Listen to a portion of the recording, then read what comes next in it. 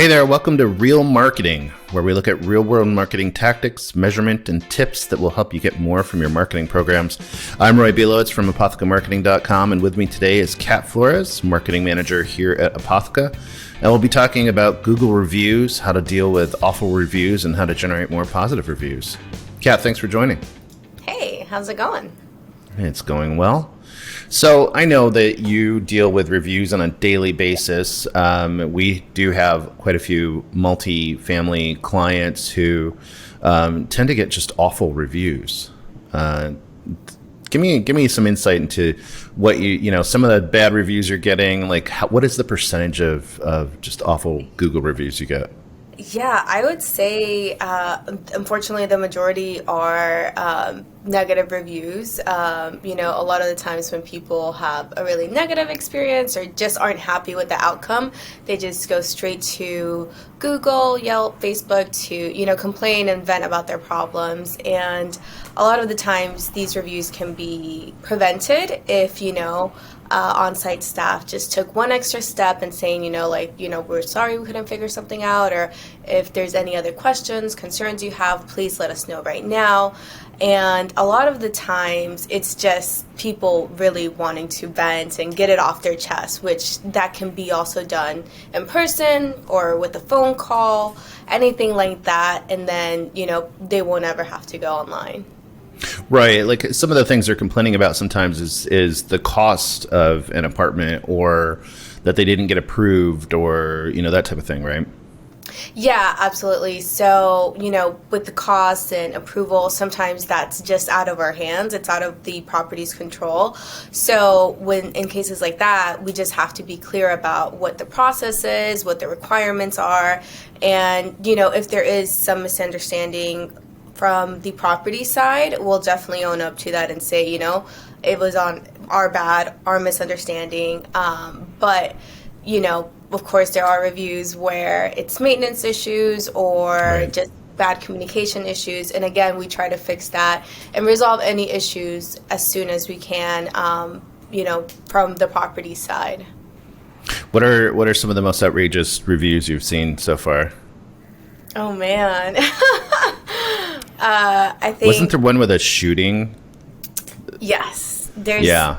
So not really in the control of the property.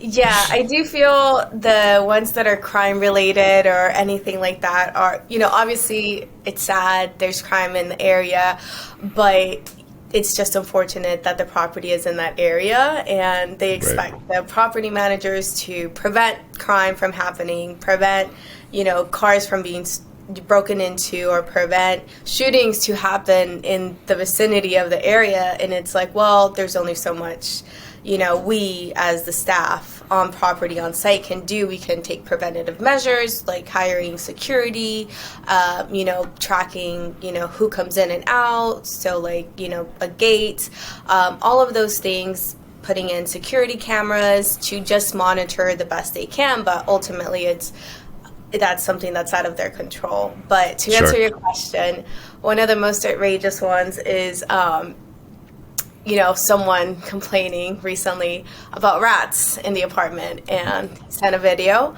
And the video was from his window where he had to zoom in out into the street because there was a rat like completely outside of the property. And he was complaining that there was rats in his apartment. So, yeah, that was pretty outrageous to me. And, of course, we have the typical, I'm trying to think, just they were, completely ridiculous, or they can come up with some kind of lie. My favorite one to see is when they say they, blatantly rejected me, they made me pay. Right. And when we go back to the property, it's already been handled. That person is just mad because they didn't get approved to move in for whatever reason. Maybe they have some background issues, maybe they don't make the income requirements, whatever it is, they just didn't get approved and they're just mad about it. So I always find those entertaining when I get back with the property and ask them, hey, what's going on here? And they tell me, yeah, well, this and this and this. They're just mad. What I know a lot of, particularly in multifamily, a lot of the properties have very similar names, right? So what happens, whether it's in that industry or even in another industry, where people are leaving a review for the wrong business? Like, what is your recourse there, and what do you generally do? Yeah, so for those, so our process is definitely try and figure out if this is for the actual property. So we try to look in the system, is their name popping up? Does anybody remember their name? If there's absolutely no record or nobody remembers a situation that they're, telling us about in the review, then, or if they mention specifically, like you said, a different property name or business Right. name, then in that case, we reply and say like, hey, we think you might have reached the wrong property. This is, property name. We'll be happy to help you out if you need anything or if you're looking for a future home. Right. Something like that, acknowledging it, and then kind of putting a reminder maybe a month later just to ping it so that way it doesn't stay on our rating, even if it is positive or negative, because it isn't related to the property itself. Right. And do you have recourse? You can submit that to Google and for a Google review, right? If it's Yes. not applicable, they can take it down. Yeah. So Google, I'm pretty sure most people know Google offers the flag or report the review. So you can report a review for, the wrong business, foul language. So, if Right. someone is using really strong language or really offensive language even, such as curse words or just being, derogatory terms, anything like that, you can go ahead and flag it.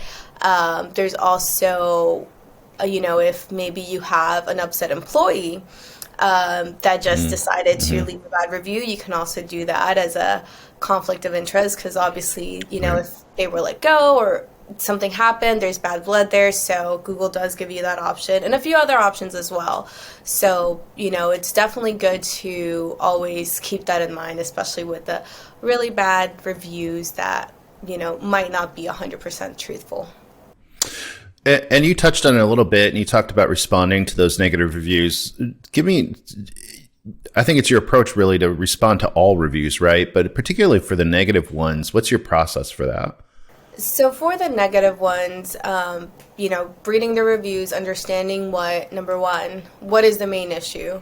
So is it, just they're wanting to complain, as I mentioned before? Is it an actual Right. maintenance issue that we can fix?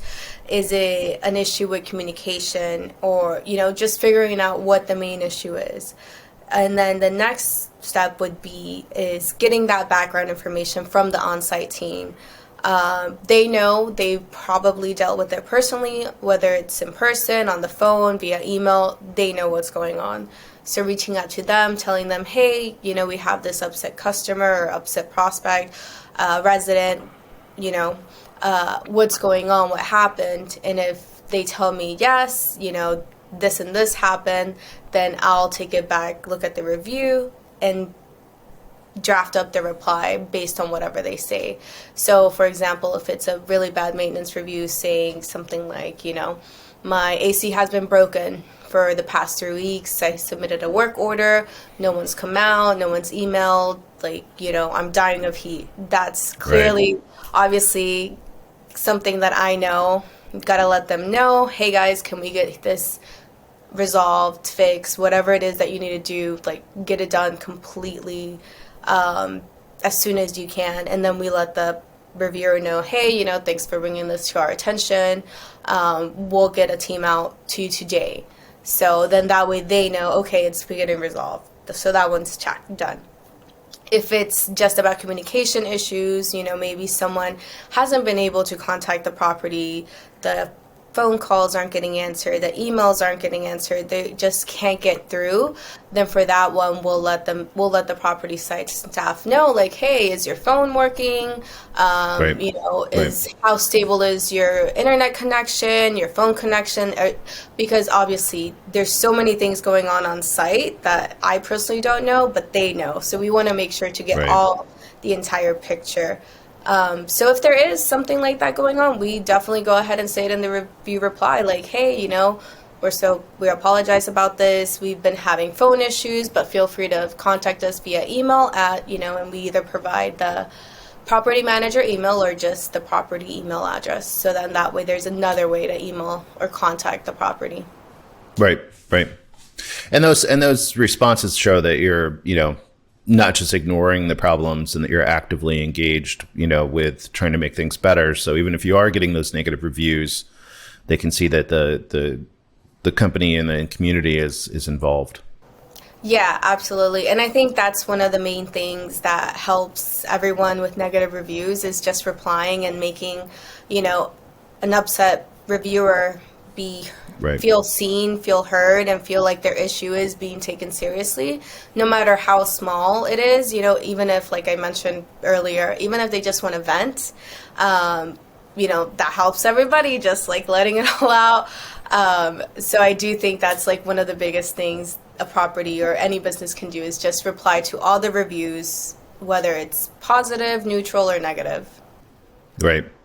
And we've seen cases where even somebody has a vendetta and, they'll go and create multiple accounts and leave multiple reviews, or to even try to rope in their family and friends into leaving these reviews. What's a good approach? Like, what have we done for that to kind of mitigate that? Yeah, so we have had instances like that, and it is tough. It's tough because, specifically on Facebook, Google just use that flag report tool, and just give that explanation. On Facebook, it is a little bit more difficult since it's recommendations, and it takes a little bit longer, and it's not as direct as Google, but most of the time for those, it's just having to reply regardless, and we have to do it in a way that's delicate yet,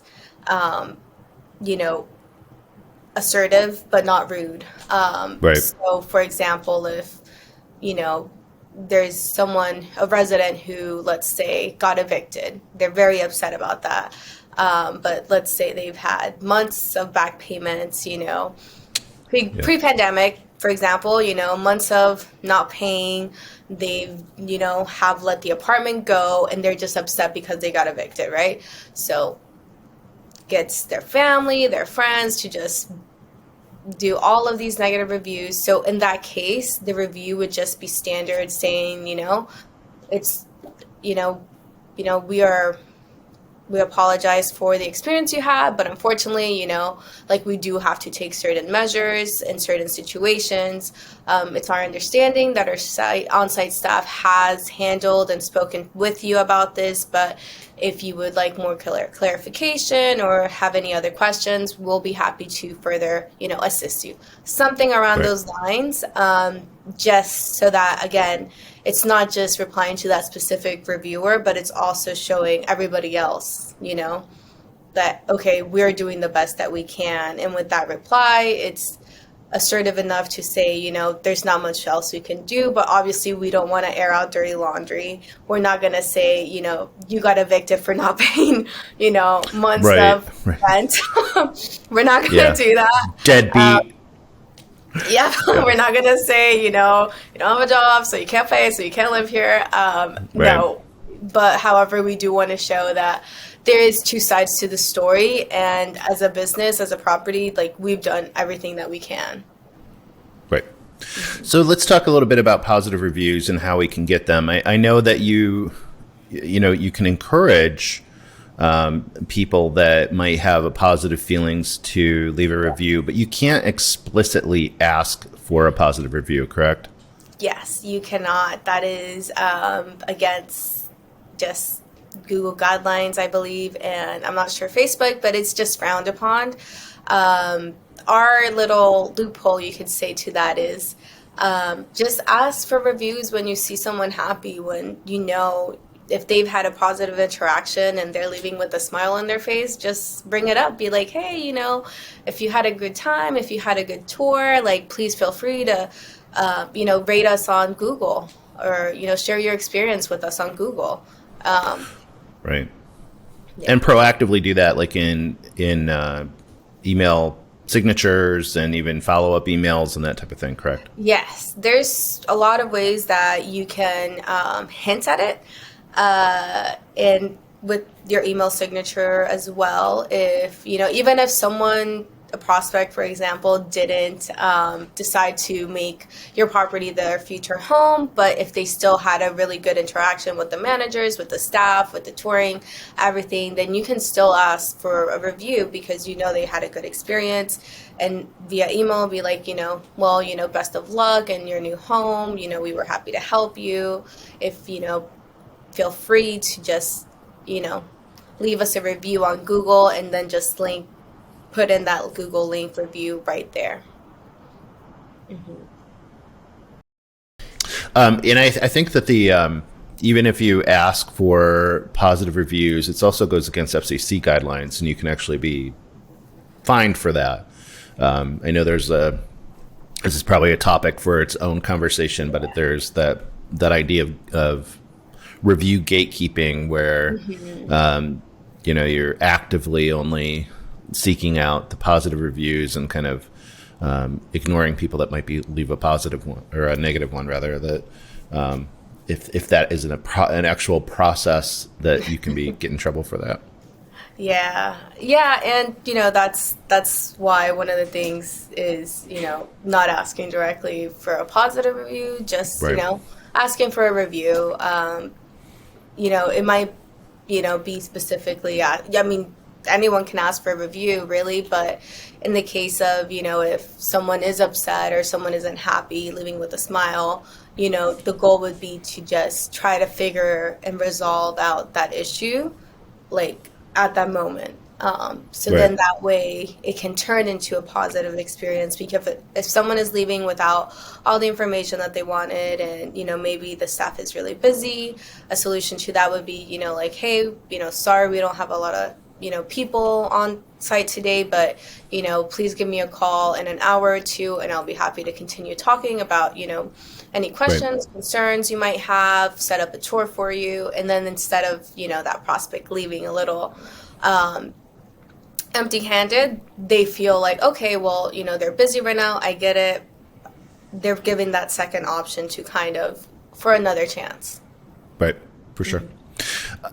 So I think we all know intuitively that reviews seem important, but specifically, why is it important to have positive reviews, especially on your Google listings? Yeah, well, I think it's just all about brand reputation, and reviews, they not only make you look good, it's about reputation and transparency. Like you said, if we're only asking for positive reviews, then it's going to look a little weird. But if you have a mix of positive and negative, then you can see, okay, there's obviously some pain points, there's obviously some issues, but the property replying, it's showing they're responsible, they care about their, prospects, residents, and they're actually providing some kind of solution to these issues that are being brought up. Right. Yeah, I think that people are pretty aware now, especially because we see reviews all the time, right? Like on Amazon and stuff like that. When there's only positive reviews and not a single negative review, it just doesn't look real. Mm-hmm. It makes you kind of question. I know that those positive reviews too on Google can actually impact your rankings. So especially in the map pack, where you're looking for local businesses, if you have more positive reviews, they will actually, as part of the algorithm, they'll actually rank you higher than your competitors, because you have more volume of them and a more positive reviews. That's going to impact how you show up in search too. So that's not only, I guess, the brand perception, which is extremely important, but literally you're going to get more traffic that way. Yeah, of course. Yeah. With the reviews being such an important part, I think the other thing too is that, historically, people depended on reviews for places like Yelp and some of the apartment related websites, but Google's really taken the forefront of being like the first level of searches now. I think we've seen that in the data from our clients. Do you feel like some of those other review sources are kind of becoming less important and Google's becoming more and more important? I definitely feel that Google is becoming more and more important. The other sources like Yelp, even Bing, they're definitely less important than Google, but they're still important. They're still there because lots of people still use them. Sure. And however, tedious or, whatever it is it might seem, you still need to have those updated, replying to, because a good example is for if you have senior properties, right? 67-year-old grandma isn't going to download Chrome, isn't going to get Google Maps on her phone. She's going to use Apple Maps and Internet Explorer. So, especially, so you kind of have to know your audience, in terms of the listings. Same with Yelp. Yelp, it's pretty steady. It's kind of what I've seen. It's high and low, I would say. Sometimes it's really great. Other times it's just silent, but it's still there. It's still being used. We still get messages and a lot of calls and directions. So I think even though Google is number one, all of these other little branches are still important, and, property does need to be aware of, that they're there. Yeah, and I think that's a good point, is even if people aren't necessarily actively going to Yelp or another kind of listing website, those results show up in Google. So when they search for them, they're still seeing those listings and those results. So they might not be actively searching on Yelp, but when they're searching on Google, they're seeing those results and some of those rankings. So I think that's a good point. What are some of the other tips you might have from, that we haven't talked about yet, that, just maintaining and managing those reviews? Is it something that, should they be doing it daily? Is it something that they should just kind of look at occasionally? Like what? Definitely look at it daily. Definitely, if you haven't already, definitely set up a Google alert with your business or property name on it, so when it, something, especially with the news, so that way, and a good example for properties would be if there's a shooting near your city or your neighborhood, then you'll be aware, we might get a few bad reviews about this. Or if someone is, your property name showed up on the news and you have no idea, then at least you're aware of that. But definitely check those reviews daily. And you want to reply to those within 1 to 3 days if possible. I know that's a little bit quick because obviously on-site teams at properties, they're busy, they're always going, but it's part of marketing and it's part of everything really, to just make sure that you're replying to those as soon as you can and getting all the correct information. And then, just making sure that you're being transparent in the reviews. You never want to lie, obviously, or, say, oh, yep, we did that, and then forget to do it or not do it at all. So you definitely don't want to be rude. You definitely want to maintain professionalism throughout, even if there's an entire backstory of, back and forth, whatever it is, like you have to maintain your professionalism at all times. Just making sure you're replying to those reviews in a timely manner, because like I said, if it's not just for the reviewer themselves, it's for anybody else looking at your property or business. Yeah, and I think it's also, you kind of touched on it a little bit. It's also important that you maintain that professional voice and the voice of the property. That's what it was. I know I've seen reviews that look like they've outsourced it for sure. Yeah. And that the review, the way they're responding is not necessarily the way somebody deeply involved with the property or with the business should be responding. That's not saying that you shouldn't outsource that, but obviously there's got to be a consistent voice to those reviews to make sure that it's, professional and addressing the points and not just kind of brushing them off. Yeah, I definitely agree with that. Because, sometimes the voice can get a little rough when there's, staff changes. So you definitely want to make sure to always be clear about how we want to reply. Even have template responses ready to go, whether it's in a shared spreadsheet, so that way you can easily reply to 1-star reviews, easy positive reviews, standard negative reviews about this place sucks. That one doesn't require us to get some background because we get it, think this place sucks, so let's get more information on that by having you call us, or if the property recognizes the name, then we'll give them a call. So, it's not exactly a review, but it's kind of in line with the, I know there's issues sometimes too, where obviously users can upload their own photos to your Google business listing. And sometimes those can be pretty bad. Like how have you addressed that in the past? And what are some things that a company can do to mitigate the impact of those? Yeah, that's a toughie. That's a tough one, because, especially when they come with negative reviews. So when it comes to positive reviews, it's great, more pictures for us. But when it comes with a negative review that's very specific, or that's just,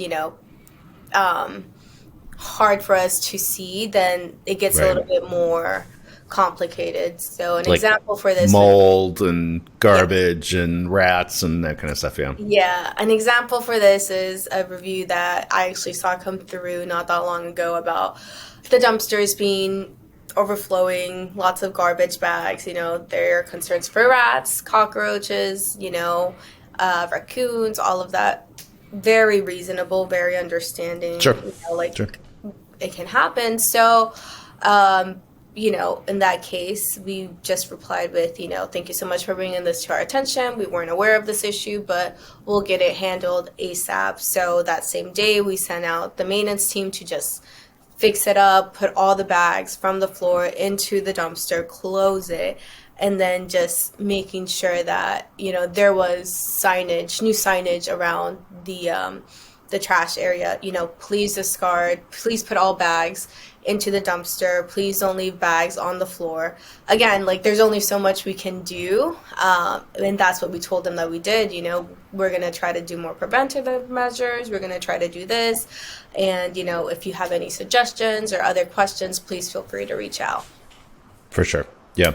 And I think with the negative reviews too, with the pictures, the goal would be to try to push those down or to overwhelm them with positive, right? So you can post more positive images, you can try to get more positive reviews that will hopefully kind of overwhelm the negative. Yep. And that would be the second part to that, how to handle it, like you just said. Mm-hmm. Yep. All right. Well, thanks for joining me today. And we'll be doing more of these podcasts and videos in the future. And of course, you'll be seeing Kat hopefully in future ones as well. But I appreciate you joining me, and we'll look forward to talking to you soon again. All right. Sounds good. Talk to you later.